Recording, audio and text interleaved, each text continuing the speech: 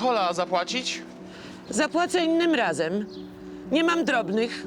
Proszę to dopisać do mojego rachunku. W naszej restauracji nie prowadzimy rachunków. Kawa i sernik to razem 30 zł. Och, niech pan nie będzie taki drobiazgowy. Przecież to są tylko grosze. Nigdzie pani nie idzie. Jak Już ja pan znam takie numery. Jak pan śmie? Pan wie, kim ja jestem? Jak dla mnie jest pani zwykłą złodziejką.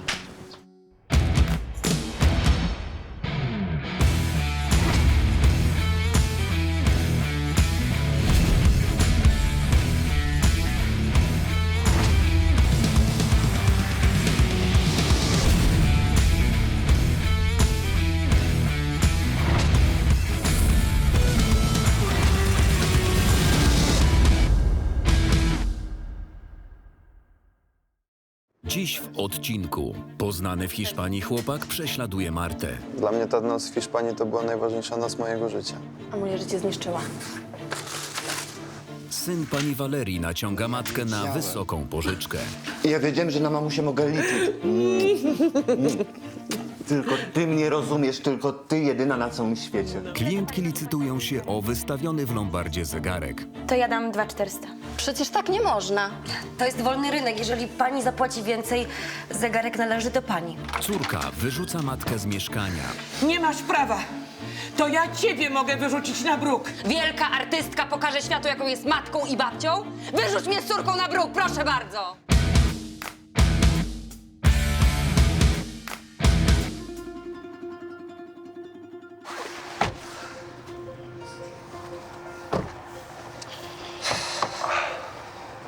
Zapraszamy.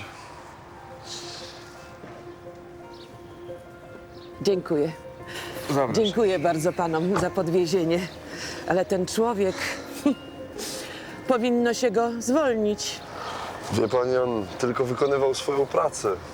No wie pan, przez tego durnia przepadło mi spotkanie z wielkim reżyserem. Miałam szansę na wielką rolę. Ale przecież pani chciała uciec.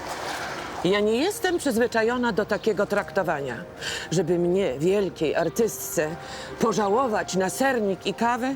No nie, nie, to brak mi słów, po prostu brak mi słów. No, Co tym razem, mamo? Co ona znowu zrobiła? ja? Ty oczywiście jak zwykle jesteś przekonana, że to ja jestem wszystkiemu winna. Możecie panowie to jakoś wyjaśnić? Oczywiście, ale może nie na ulicy. Wejdźmy do środka. Pierwszą klientką Lombardu tego dnia niespodziewanie była Marta, córka właściciela. Szukała oryginalnego prezentu dla koleżanki. A może takie puzdereczko? Na biżuterię, ale inne drobiazgi też można trzymać. Ładne. No, początek XX wieku, ale po renowacji. Bardzo dobry stan. Moja koleżanka lubi takie rzeczy. Wiesz, z duszą i historią. No wiesz, w sklepie takiego nie dostaniesz. 200 zł?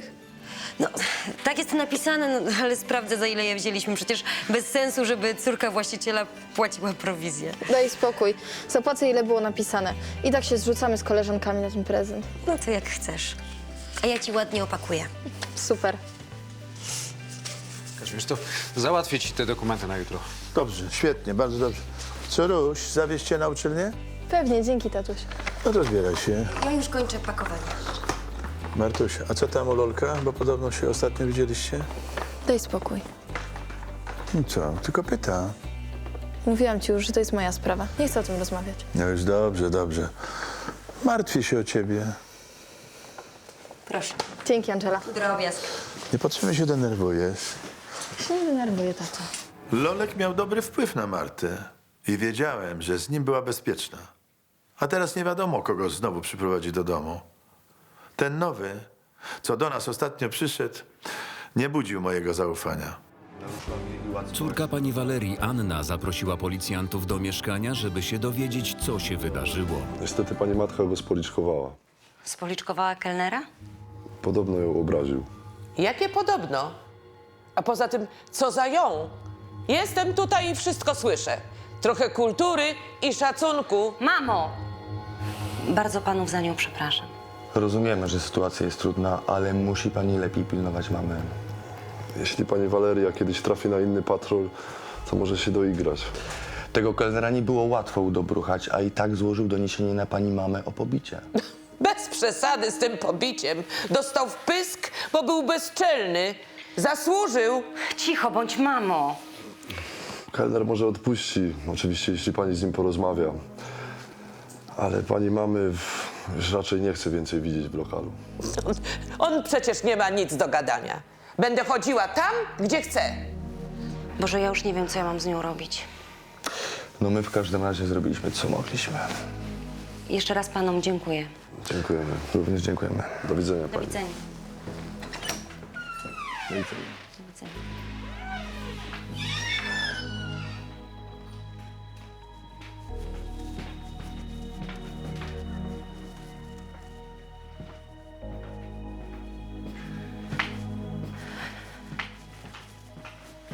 Zaraz, mamusiu. O co ci znowu chodzi? Co to ma być? Po co to kupiłaś? Przepraszam, pomóc panu może? Tak, dzień dobry. Ja mam coś podobnego pod zastaw. Proszę zobaczyć. To jest zegarek mojego dziadka. Dostałem go od ojca. Taka pamiątka z pokolenia na pokolenie. I co, i chce pan go zostawić? No, nie mam innego wyjścia. No, muszę. Ile mogę dostać za niego? W bardzo dobrym stanie. Działa. Jest ze złota jeszcze do tego. A to zaraz sprawdzimy. Takie przedmioty mają status zabytku.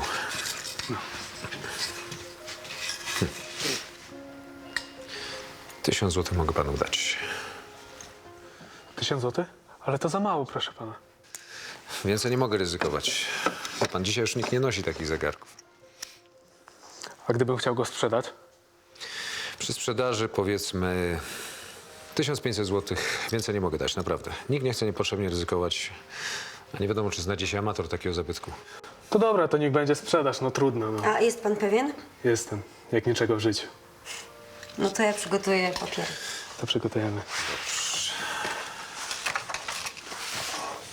Zrobiłem dobry interes.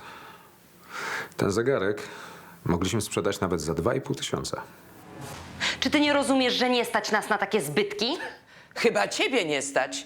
To są tylko drobne przyjemności. Ale to ja haruję jak wół na te twoje drobne przyjemności. Ale coś mi się chyba od ciebie należy za te lata poświęceń. Ty poświęcałaś się tylko tej swojej pożal się Boże sztuce. A teraz jesteś na moim garnuszku. Mam emeryturę i tantiemy, To wszystko idzie na twoje długi. To ja cię teraz utrzymuję. ale mieszkasz pod moim dachem, bo cię nawet nie stać na własne mieszkanie. Mieszkam tu, bo ktoś się musi tobą opiekować. No i to masz być niby ty. Jesteś kompletną życiową niedojdą. Do niczego w życiu nie doszłaś. Mieszkasz tu, bo nie masz innego wyjścia. I nawet mąż cię porzucił. Roberta, do tego nie mieszaj. Co? Teraz mi zabronisz mówić to, co chcę w moim własnym domu? O nie! Robert cię porzucił, bo się do niczego nie nadajesz. Spójrz na siebie, jak ty wyglądasz. Nawet ubrać się nie potrafisz. I tylko te płaszczyki zgrzebne i czapeczki z bazarku. Dzień dobry. Dzień dobry. Ja bym chciał sprzedać telefon państwu. Pan pokaże ten telefon. Widzę, że ma pan niezłą kolekcję. Ale o co wam chodzi? Chcecie ten telefon czy nie? Spokojnie, musimy sprawdzić, czy nie jest kradziony.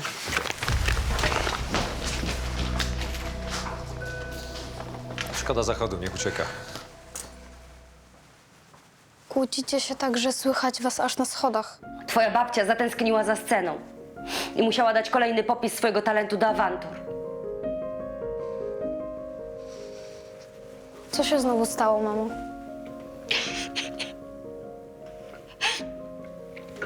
Ona mnie wykończyć. Kocham cię, mamusiu.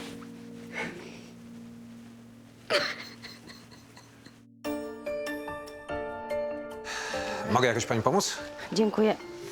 Dobra, proszę bardzo. Przyjmujecie używany sprzęt AGD? Jasne, jeżeli są sprawne. Okej, wyjmiemy resztę. Ale mamo, te rzeczy są nam potrzebne. Możemy pić kawę rozpuszczalną i ręcznie mielić mięso. Od ciasta tylko tyłek rośnie. Ale babcia zawsze mówiła, że w domu w niedzielę ma pachnieć ciastem. Znowu będzie narzekać. Sama jest sobie winna. Idź już lepiej do niej, żeby nas z torbami nie puściła. A ja tu z państwem sama wszystko załatwię. I pilnuj jej. Jak ktoś wynosi z domu sprzęty, których na co dzień używa, to znaczy, że ma problem. Byliśmy dla tej kobiety ostatnią deską ratunku. Po zajęciach na uczelni Marta wybierała się z koleżanką na urodziny ich wspólnej przyjaciółki. Cześć. Cześć. Mam już prezent i kwiaty, także możemy iść. Wiesz co, ja muszę pójść po fajki, to poczekaj tutaj, bo jest na dworze zimno. Dobra, leć.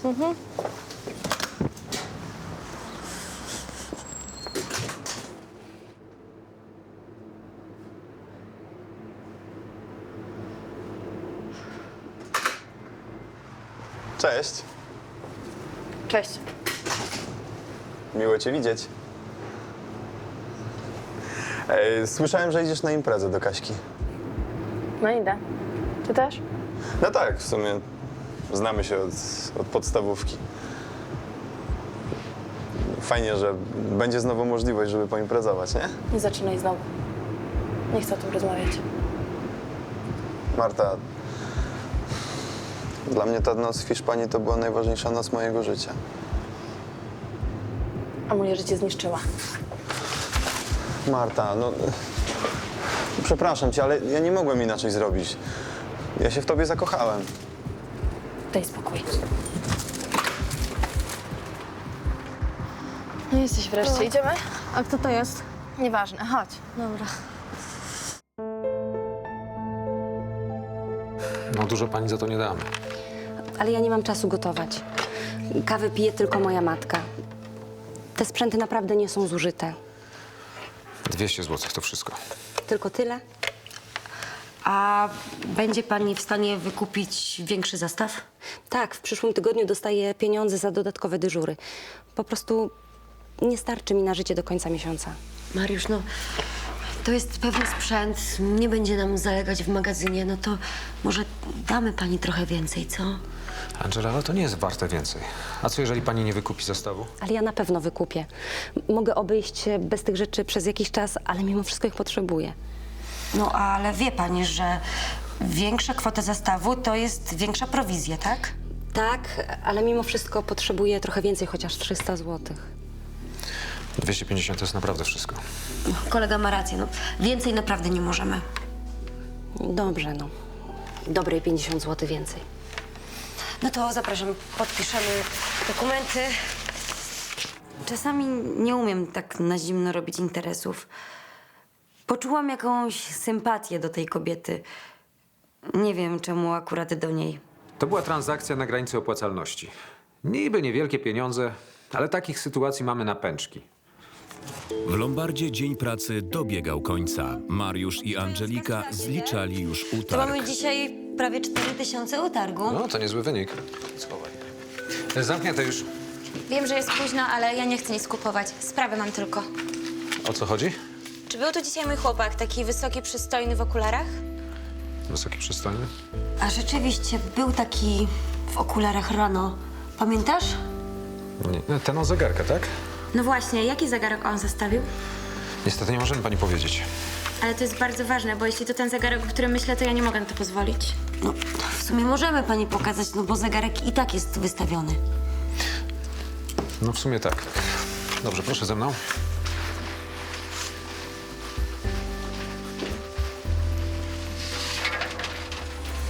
Ten? Jak on mógł? Przepraszam. Dziękuję, do widzenia. Obawiałem się, że znowu czeka nas awantura między klientami. Miałem tylko nadzieję, że to nie skończy się na policji. To by oznaczało zamrożenie kasy. Byłam pewna, że chłopak ją okradł, a nas okłamał. A tak sympatycznie wyglądał. Jak to czasem można się pomylić co do człowieka. Późnym wieczorem pani Waleria wróciła z klubu seniora, gdzie często grywała w bingo. Towarzyszył jej syn Piotr. Cześć! A co, ty, księżniczko, jeszcze nie śpisz? Co ty tu robisz? A co, nie cieszysz się, że mnie widzisz? Ściągnęłam chyba Piotrusia myślami. Zadzwonił do mnie z dworca i zabrałam go do klubu. I dobrze zrobiłam, bo przyniósł mi szczęście. Doprawdy. Niespodzianka. Tata! Opłacało się. Wygrałam 300 złotych. Świetnie. Będzie za taksówkę, na którą ci sąsiad pożyczył. No widzisz, Piotrusiu, jak ona mnie traktuje? I to przy dziecku? Anka to zawsze była jakaś taka zasadnicza. Nie to, co ty. Ją to mi chyba w szpitalu podmienili. Ale nie przejmuj się. Odbijesz sobie. Siadaj, mamusiu.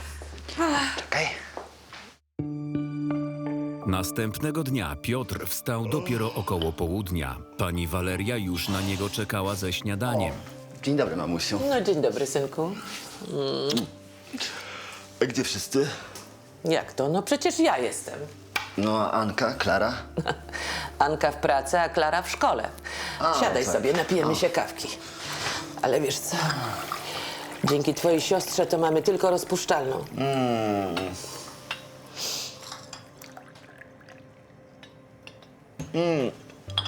Przecież to smakuje jak jakaś rozpuszczona smoła. No wiem, synku, no wiem. Ale za to wstałam rano, poszłam do sklepiku i kupiłam łososia. Zrobiłam pyszne kanapeczki. Spróbuj. Mamusia to jest najlepsza na scenie świata. A żebyś wiedział, synku. No ale mów, co u ciebie? Będę robić film jako producent i oczywiście zagram w nim główną rolę. To jest wspaniała wiadomość. Ja zawsze wierzyłam, że odniesiesz sukces. Mamusiu, to będzie prawdziwe arcydzieło. Takie trochę ofowe, ale bardzo ambitne. Wiesz, to takie powolne, filozoficzne kino. No a kiedy zaczynacie zdjęcia? Już niedługo. Tylko muszę wyłożyć trochę kasy, bo no sama rozumiesz. Artystyczne projekty są dużym ryzykiem dla wszystkich instytucji państwowych. Wiem. Oni to teraz tylko szmirę finansują. No właśnie. Ale wiesz co, synku? Mamusia coś wymyśli. No ja wiedziałem. Ja wiedziałem, że na mamusię mogę liczyć. Tylko ty mnie rozumiesz, tylko ty jedyna na całym świecie. No widzisz, synku. Siadaj i jedz. Kawa wystygnie. Tak. Dzień dobry. Co pan ma ciekawego? To jest oryginalna praca Krzysztofa Michalskiego. Surrealizm aksamitny. Bardzo znanego artysty powojennego z Krakowa. Był też aktorem i grywał z moją matką w teatrze Szałara. Ale państwo nie wiedzą, o kim ja mówię. Nie wiemy, ale się dowiemy. Mamy od tego eksperta. Tak, musimy go wezwać, żeby wycenił obraz. No dobrze, tylko ile to potrwa? Dzisiaj na pewno będzie. I ja mam go tutaj zostawić. I nie zginie. Proszę pana, spokojnie, to jest porządny lombard. Damy panu pokwitowanie. Ja wypiszę dokument i niech pan wróci z tym dokumentem pod koniec dnia. Dobrze. Obraz wyglądał na oryginał, ale nikt z nas nie znał się na malarstwie. Trzeba było zadzwonić po Lolka. No i mamo, mówię ci, w tej stadninie były najpiękniejsze konie na świecie. A ten pan akurat szukał uczniów do szkółki jeździeckiej. Nie ma mowy, Ale nawet nie dajesz mi powiedzieć. bo wiem, do czego zmierzasz. Wiesz, że nie mam pieniędzy. Każda dobrze wychowana młoda panna powinna umieć jeździć konno. Twoja córka ma więcej obycia od ciebie, moja droga. Jak masz pieniądze, to sama jej daj. Ja nie mam, Nawet o własne dziecko nie potrafisz zadbać. bo to u nas jest rodzinne, wiesz? Ty nie miałaś czasu zająć się mną.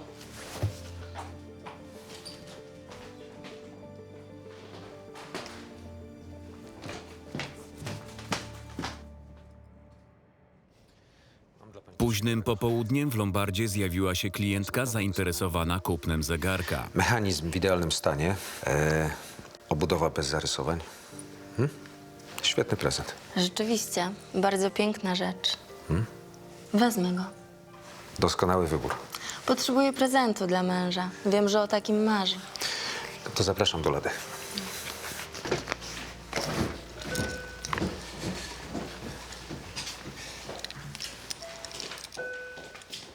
Nie może pani tego kupić, Słucham? Niby dlaczego? bo to zegarek mojego chłopaka.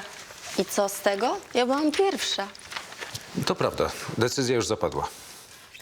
Błagam panią, on go zostawił dla mnie, żeby mi kupić pierścionek zaręczynowy i wakacje na Teneryfie. A wszystko dlatego, że mu wjeżdżałam na ambicje, że moje koleżanki to mają wszystko. Co mnie to obchodzi? Proszę pakować. Ale ja muszę odzyskać ten zegarek, bo to jest jego pamiątka po zmarłym ojcu, a dla mnie liczy się tylko Sławek, nie pierścionek i wycieczki. Mądry Polak po szkodzie. Trzeba było nie paplać głupio. Ile to pani ma zapłacić? 2300 zł. To ja dam 2400. Przecież tak nie można. To jest wolny rynek. Jeżeli pani zapłaci więcej, zegarek należy do pani. 2500. 2600. Żadne z nas nie przerywało licytacji. Wiedzieliśmy, że możemy zarobić. Wystarczyło chwilę poczekać i wartość zegarka znacznie wzrosła.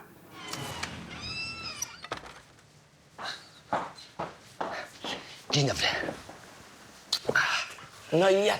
No, Opowiadaj. wygląda na to, że się uda. No, tylko muszą wezwać jakiegoś rzeczoznawcę, żeby wycenił obraz, bo oczywiście nieznani są im artyści. Jaki obraz? Mój. Ten, który dostałam od Michalskiego na pamiątkę naszej współpracy z Szałarem. Mamo, to było nasze jedyne zabezpieczenie. Moje, rozumiesz? Moje zabezpieczenie i mogę z nim zrobić to, co będę chciała. I dlatego dałaś go Piotrkowi na zmarnowanie? O, wypraszam sobie. Ja będę robić film i jestem producentem. Czy ty siebie słyszysz? Naciągasz matkę na swoje pseudoartystyczne pomysły? To ty nie wiesz, co mówisz. Nigdy nie znałaś się na sztuce, a Piotruś zrobi wspaniały film. Kochana, o czym my tutaj w ogóle rozmawiamy? Mam taki genialny scenariusz, że wszystkie festiwale będą nasze. I spłacę ten obraz z pierwszej nagrody. Ty myślisz, że ja nie wiem, ile potrzeba czasu, żeby zarobić na filmie, nawet jeśli jest dobry? A niby skąd masz wiedzieć? A może w szkole pielęgniarskiej cię nauczyli? Może ja nie jestem artystką jak wy, ale wiem, że na robieniu filmów to się trzeba znać. A ty znasz się tylko na wykorzystywaniu innych.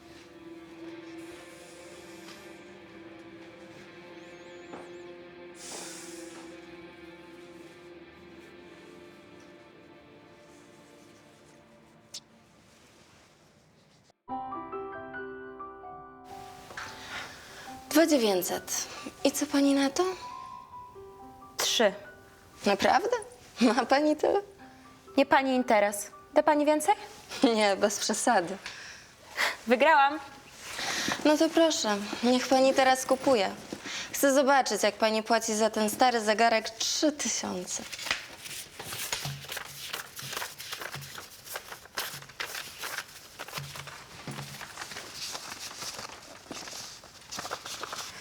Ale to jest tylko 2500. Nie mam więcej. Więc zegarek jest mój. Nie, proszę poczekać.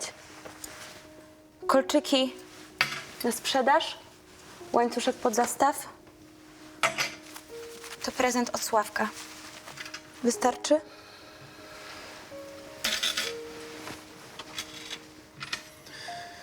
Za kolczyki mogę dać pani 100 zł, a za łańcuszek pod zastaw drugie 100. Wciąż za mało. Dołożę jeszcze telefon. To najnowszy model. No to co, bo już mi szkoda czasu. Od ręki panu dam 2900. Za ten telefon spokojnie pod zastaw możemy dać 300 zł. Razem 3000. Spłukała się pani. Może się pani jeszcze wycofać. Nie ma takiej opcji.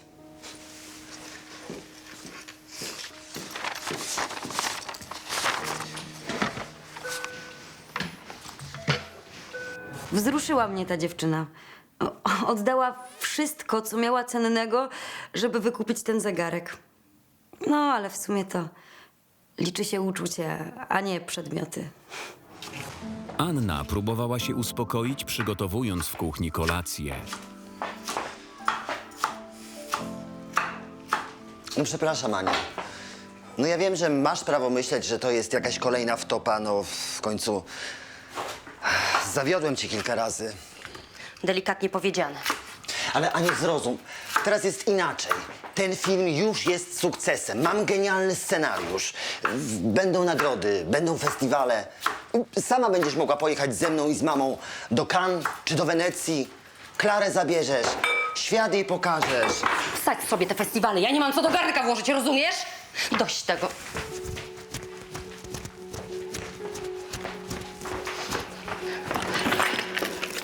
Robisz. To moje. Nie masz prawa. Właśnie, że mam! Wszystko Piotrusiowi, tak? A on macie w dupie. To ja cię tutaj niańczę, a ty mojemu dziecku. Pożałowałaś na konie? A na kawiory, szampany to cię stać, tak? Ale dość tego, rozumiesz? Nie twoja sprawa, na co wydaje pieniądze. Właśnie, że moja. Bo ja płacę za twoje cholerne rachunki, rozumiesz? I jeszcze obraz oddałaś temu Jorobowi. Nasze jedyne zabezpieczenie. Nie zabierzesz tego! Poczekaj! Nie zabierzesz! Zabieraj! Spokój się, wariatko! No i... Jasno. Ty też nic nie dostaniesz, rozumiesz? Boże, Piotruś, nic ci nie jest. Nie, mamusiu. Wariatka.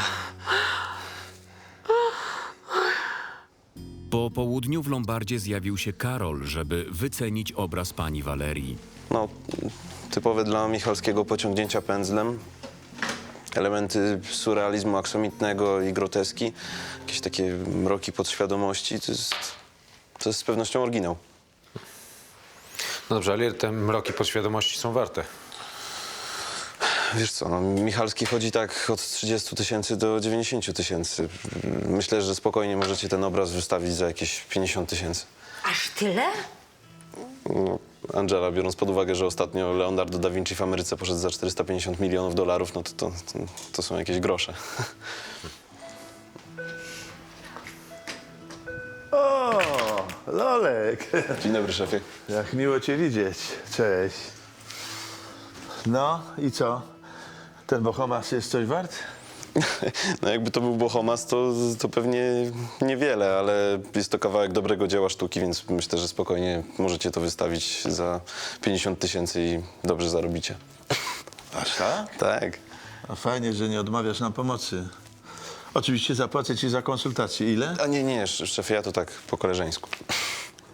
Ucieszyłem się ze spotkania z młodym. Dopiero jak odszedł, okazało się, że go bardzo brakuje.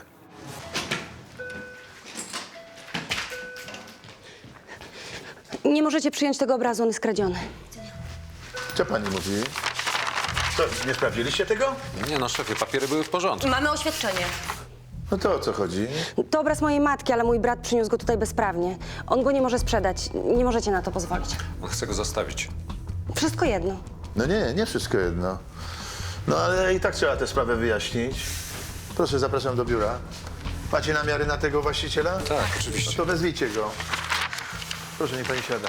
Obraz miał sporą wartość, ale musiałem wiedzieć, kto ma do niego prawa. Rodzinne spory o cenny zastaw często kończyły się wzywaniem policji. Kilkanaście minut później do Lombardu przyjechała pani Waleria z synem. Anna czekała na nich w biurze u Kazimierza. Czy jest może właściciel? No właśnie, kto tu jest właścicielem? Ja tu jestem właścicielem. Słucham państwa. Dobry. A to chyba pani Waleria Kiełczyńska. Nie mylę się? Tak.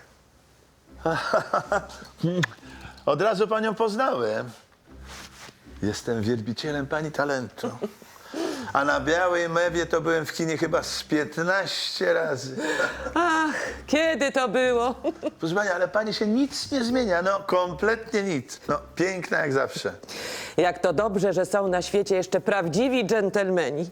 I w dodatku zna się pan na sztuce. A, dziękuję. Mamo, może przejdziemy do rzeczy. A tak, dobrze.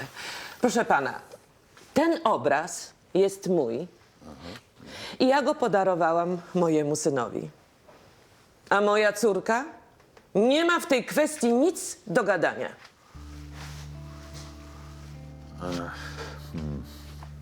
No, w takim razie to z panią podpiszemy umowę. Ale już, przygotuj mnie dokumenty i przynieś do biura. Jasne, szefie. Dobrze, to ja się zajmę zabezpieczeniem obrazu. Zapraszam państwa. Chodź, mamo. Uwielbiałem kiedyś panią Walerię, a obraz należał do niej. I choć to przykre, córka rzeczywiście nie miała nic do powiedzenia.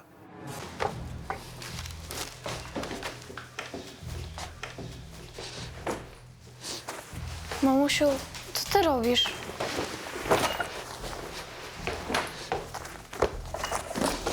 Porządki. Wreszcie.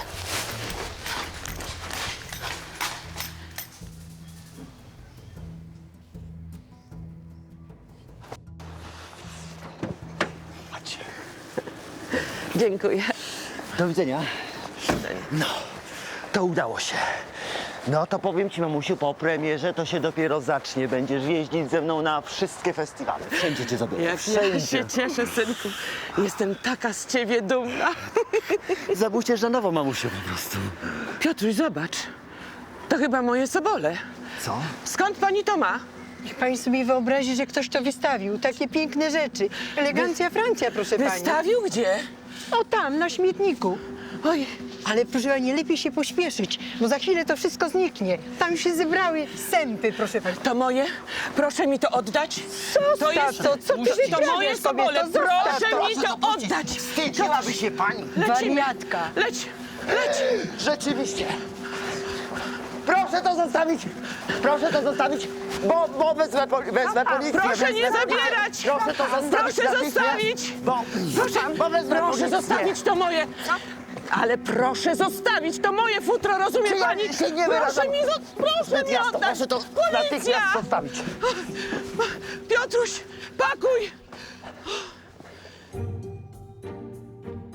Na koniec dnia w Lombardzie znowu zjawiła się Kamila. Chcę wam oddać ten wstrętny zegarek i odzyskać całą moją biżuterię i telefon. Coś się stało? Ten gnojek kupił sobie po prostu jakiś wypasiony aparat fotograficzny. A ja głupia myślałam, że on się chce ze mną związać na całe życie. Kanciu, kochanie, posłuchaj mnie, ja ci wszystko wytłumaczę. Nie chcę cię w ogóle słuchać. Wynoś się, nie chcę cię znać. Proszę cię. Proszę. No dobrze, ale mogę pani dać za ten zegarek tyle, co panu Sławkowi, czyli 1500 zł. Ale ja za niego zapłaciłam 3000. Ile? Zamknij się. Ile ona zapłaciła? 3000. Takie jest prawo rynku. To zdzierstwo, jesteście hienami. Powiedziałem, takie jest prawo rynku. To wszystko przez ciebie, ty cholerny egoisto. Dziewczyno, posłuchaj mnie w końcu. Kupiłem ten aparat, żeby robić nam zdjęcie z okazji naszych zaręczyn. Miałem oszczędności, ale nie na wszystko mi wystarczyło, więc sprzedałem ten zegarek. Chciałem, żeby to było bardziej romantycznie. Ale co?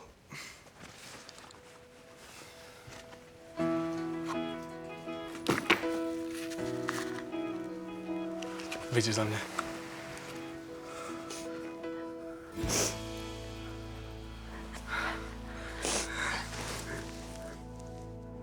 Takiego zakończenia się nie spodziewałem.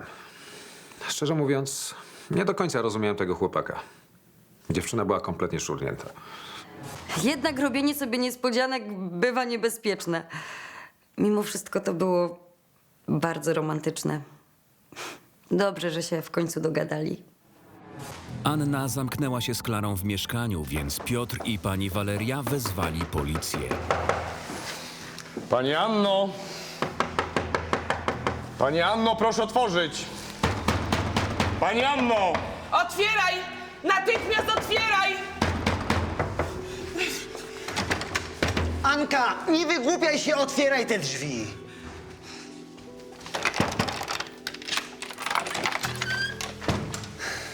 Pani Anno, nie może pani wyrzucić mamy z mieszkania. Jest tutaj zameldowana i jest jego właścicielką. Właśnie.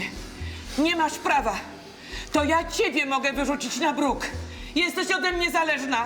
Wielka artystka pokaże światu, jaką jest matką i babcią?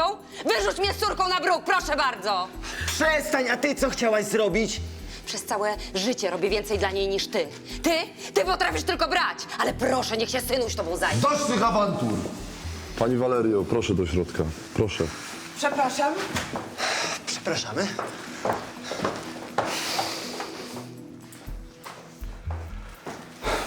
My rozumiemy, że jest ciężko, ale nie może pani łamać prawa. Musi się pani dogadać z mamą. Wiem. Ale jak?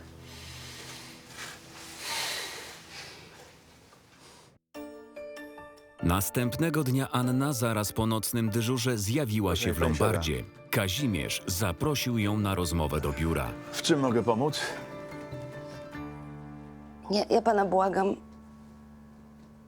Proszę odkręcić tę sprawę z obrazem.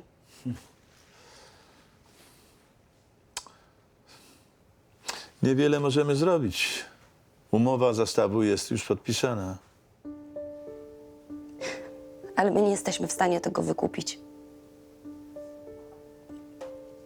Moja matka kiedyś była wielką gwiazdą, ale dzisiaj nikt jej nie chce. To ją zmieniło w potwora. Żyje ponad stan. Wydaje więcej niż ma emerytury.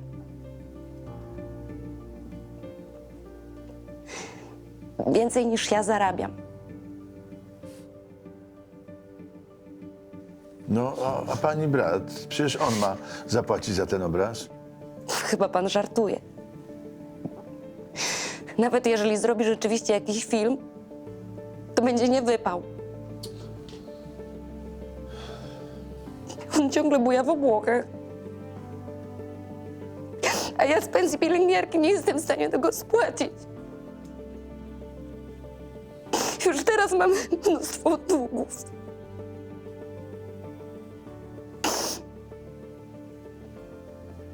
Proszę nam pomóc. Co ja mogę zrobić, no?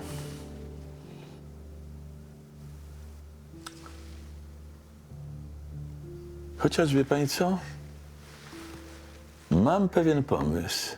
Przyszło mi do głowy, że mogę nie tylko pomóc tej kobiecie, ale też całkiem na tym nieźle zarobić. No co? Przecież to nic złego. Po rozmowie z Anną Kazimierz przyszedł do pani Walerii z interesem. No, co pana do mnie sprowadza? Nie mogę o pani zapomnieć. Pan żartuje oczywiście. Nawet bym nie śmiał. I miałbym też do pani sprawę, bo z rozmowy pani i pani córki wywnioskowałem, że macie jakieś kłopoty finansowe. No, oczywiście jako dżentelmen nie chciałbym z panią rozmawiać o tak przyziemnych sprawach jak pieniądze. Wolę o sztuce. To znaczy? Wie pani co, chciałbym odkupić od pani ten obraz. No, będę miał wspaniałą pamiątkę, którą później przekażę moim dzieciom, a pani i córka spłacicie swoje wszystkie długi. No? Więc Pani Walerio, to będzie dla mnie wielki zaszczyt, a zwłaszcza jeśli pani dorzuci do niego swój autograf na odwrocie. Jako wielka artystka odciśnie pani swój ślad i obraz będzie dodatkowo jeszcze droższy, tak? No, nie tylko same sentymenty. no wie pan, jestem troszkę zaskoczona. Wie pan, ja muszę się troszeczkę zastanowić. Powieszę go u mnie w salonie w najbardziej widocznym miejscu. A ile pan dopłaci? 10 000. O, pan tutaj. A, dzień dobry, tak. No właśnie, pani mama postanowiła sprzedać obraz i rozwiązać wasze problemy finansowe, uregulować długi. To naprawdę bardzo szlachetna dama. Może pani być dumna, że ma pani taką mamę. No widzisz, Aniu? Ona mnie nigdy nie docenia. Tak poprowadziłem tę rozmowę, żeby pani Walerii głupio było nie przekazać tych pieniędzy córce, która tak przecież o nią dbała. Dobrze to rozegrałem.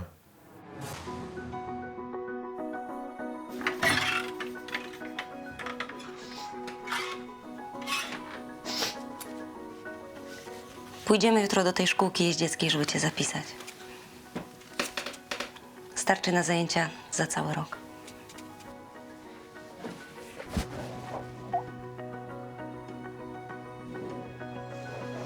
Jak super, ale skąd wzięłaś kasę? Podziękuj babci. To ona dała?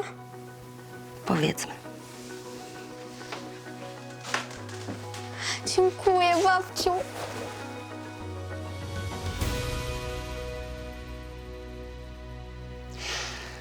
Myślę, że 200 000 powinno wystarczyć, ale rokowania są bardzo dobre, bo w pobliżu powstaje nowe osiedle. A więc jeżeli pan jest gotowy na takie warunki, to już jutro możemy nawet podpisać umowę. Jestem. Przepraszam za spóźnienie. No przecież tu się umawialiśmy, tak? Tak, wiem, ale miałem jeszcze parę rzeczy do zrobienia. No to trzeba było zadzwonić, dać znać. Przecież wiesz, że mamy spotkanie. Tak, przepraszam bardzo. To jest właśnie mój syn. Wojtek Tomaszewski. Dzień dobry. Tak, Wojtek ma inne nazwisko niż ja, bo wychowywał się z mamą. No ale teraz w końcu mamy dobry kontakt ze sobą. No i Wojtek przejmie po mnie schedę. Mam w końcu dla kogo pracować. No to witamy w interesie. Możesz się teraz zacząć uczyć. A już ja się zajmę jego edukacją. Pierwsza lekcja, jak się pozbyć konkurencji. A potem dokopiemy temu naiwniakowi ścichej. Ale jakiemu naiwnikowi? A zaraz ci wszystko wytłumaczę. Kazimierz zaprosił na rozmowę Karola, żeby mu zlecić znalezienie klienta na obraz od pani Walerii. No, myślę, że zrobił pan dobry interes na tym obrazie. Za 50 000 pójdzie jak nic. Może nawet więcej. Czyli 15 000 czystego zysku. No i od tej kwoty umawiamy się na prowizję dla ciebie za pośrednictwo. Nie, panie Kazimierzu, naprawdę nie trzeba. A, trzeba, owszem. Za pracę się płaci i powinieneś się tego nauczyć. 10%, okej? No dobra, zgoda, dziękuję. No i pięknie. Karol, to kiedy teraz do nas wpadniesz? Panie Kazimierzu, ja... Oj, wiem, że się popstykałeś z Martą, ale może jeszcze warto porozmawiać, co? Nie wydaje mi się. Oboje tacy sami, nie? Ja naprawdę ciężko by mi było o tym rozmawiać, tym bardziej z panem. Proszę mi wybaczyć, ja po prostu nie chcę o tym gadać. No i dobra. O nic nie pytam. No dobra, to lecę. Do końca tygodnia powinienem się odezwać. Myślę, że w przeciągu tygodnia znajdę kogoś. Do widzenia. Chciałem, żeby się pogodzili, ale wiedziałem, że nic nie da się zrobić na siłę. Mogłem tylko mieć nadzieję, że może jeszcze coś z nich będzie. To ten Lombard? Tak. Musimy ich przejąć. Sprawy zaszły za daleko. Ten łachudra mi świnie podkładał. Ja mu tego nie odpuszczę. Dobra, może już jedź, wiesz, bo... Co, ty boisz się? Niech wiedzą, że czuwamy. To dodatkowa presja. No, dobra, jedź, bo nabiorą podejrzeń czy coś, nie wiem. A może i racja? No nie bój się tak. A w następnym odcinku dziwaczny klient odwiedza pracowników Lombardu. Piloty to władza. Tego używałem, jak skoki były. Jeszcze za małysza. Matylda nakrywa swojego chłopaka na stosowaniu sterydów. Musisz to natychmiast odstawić. Wiesz, jakie to jest niebezpieczne? Nic się nie stanie. Wygram zawody, tego więcej nie wezmę. Mąż Marzeny, Kornel, zatrudnia nowego asystenta. Proszę, to jest mój asystent Iwo. Adek daje się ponieść emocjom, stając w obronie klientki. Gościu, co ty robisz? Te sterydy ci do łba uderzyły! Do mnie mój pajacu? A widzisz takiegoś innego ciebie widzę. Tak? Zostaw go! Więcej informacji o serialu na naszej stronie, na Facebooku i Instagramie.